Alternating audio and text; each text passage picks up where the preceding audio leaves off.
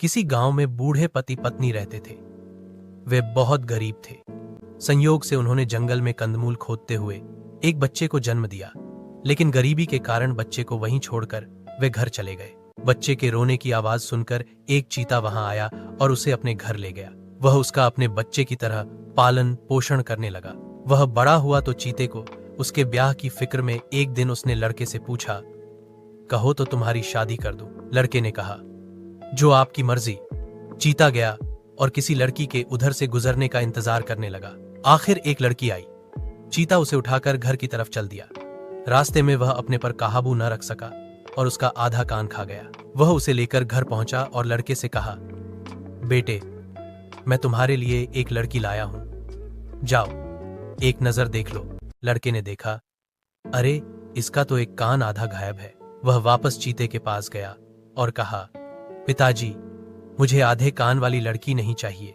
एक एक कर चीता कई लड़कियां लाया, पर किसी का वह हाथ खा जाता तो किसी का नाक तो किसी का कान। आखिर एक दिन लड़के ने कहा, पिताजी, मेरे लिए कोई अच्छी लड़की लाइए, पूरे शरीर वाली। तो चीता एक बार फिर गया, इस बार एक पूरी लड़की लाने के लिए। वह ऐसे घर में गया जहां शादी हो रही थी। वह फेरों के बीच में ही मंडप से दुल्हन को उठा लाया। चीते को देखकर घराती बराती सब भाग छूटे। इस बार चीते ने बहुत सावधानी बरती, दुल्हन को सही सलामत घर लाया और बेटे से उसका ब्याह कर दिया। कुछ दिन पति पत्नी बहुत सुख से रहे। एक रोज सब्जी काटते हुए पत्नी की अंगुली कट गई। रिश्ते खून को उसने पत्तियों से पोंछ दिया। खून की गंध पाकर चीता उन पत्तियों के पास गया और उन्हें चाटा। सोचा, अगर उनके खून का स्वाद इतना अच्छा है तो उनका मांस कैसा होगा, मैं उन्हें खाऊंगा। पति पत्नी समझ गए कि चीते की नीयत में खोट है, वह उन्हें खाएगा। उसी रात को वे वहां से भाग गए। सुबह चीते ने देखा कि दोनों का कहीं पता नहीं है।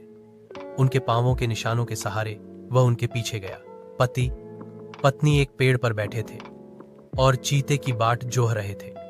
ज्यों ही चीता पेड़ के नीचे आया, लड़का तलवार लिए हुए उस पर कूदा और उसका काम तमाम कर दिया।